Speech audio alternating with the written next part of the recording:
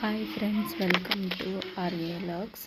ಇವತ್ತು ದೀಪಾವಳಿ ಹಬ್ಬ ಇರೋದ್ರಿಂದ ಸ್ಪೆಷಲ್ಲಾಗಿ ಸ್ವಲ್ಪ ಕರ್ಜಿಕಾಯಿ ಮಾಡೋಣ ಅಂತ ಹೇಳ್ಬಿಟ್ಟು ನಾನು ಇದೆಲ್ಲ ರೆಡಿ ಮಾಡ್ಕೊಂಡಿದ್ದೀನಿ. ಸ್ವಲ್ಪ ಬೆಲ್ಲ, ಹುರಿದಿರೋ ಇಟ್ಕೊಂಡಿರೋಂಥ ಕಡಲೆ ಬೀಜ, ಸ್ವಲ್ಪ ಕೊಬ್ಬರಿ, ಏಲಕ್ಕಿ ಮತ್ತು ಕಡಲೆಪಪ್ಪು.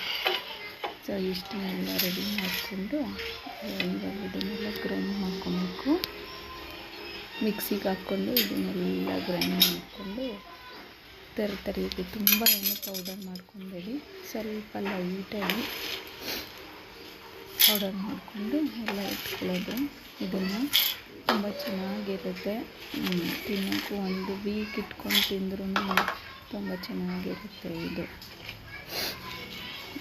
ಫ್ರೈ ಮಾಡಿಕೊಂಡು ಇಟ್ಕೊಳ್ಳೋದು. ಇದು ಏಲಕ್ಕಿ ಸ್ವಲ್ಪ ಇವಾಗ ನಾನೆಲ್ಲ ಇದಕ್ಕೆ ಹಾಕ್ಕೊತಾ ಇದನ್ನು. ಮಿಕ್ಸಿಗೆ ಹಾಕ್ಕೊಳ್ಳೋಣ. ಏಲಕ್ಕಿ ಪೌಡರ್ ಆದರೆ ಚೆನ್ನಾಗಿರುತ್ತೆ. ಸ್ವಲ್ಪ ಫಸ್ಟ್ ಪೌಡರ್ ಮಾಡ್ಕೊಂಡು ಮಿಕ್ಸಿಗೆ ಹಾಕ್ಕೊಂಡು ಪೌಡರ್ ಮಾಡ್ಕೊಂಡಿದ್ದೀನಿ.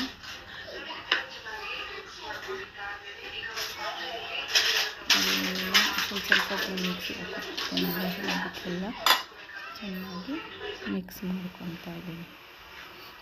ಇದನ್ನು ಆಮೇಲೆ ಗೋಧಿ ಹಿಟ್ಟು ಸ್ವಲ್ಪ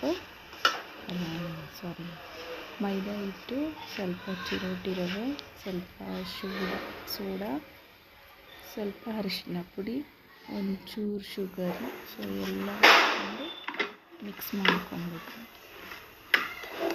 ಮಿಕ್ಸ್ ಮಾಡಿಕೊಂಡು ಇದು ಚಪಾತಿ ಕಲಿಸ್ತಾರೆ. ಸೊ ಅದಕ್ಕೆ ಕಲಿಸಿದ್ರೆ ಸಾಕು.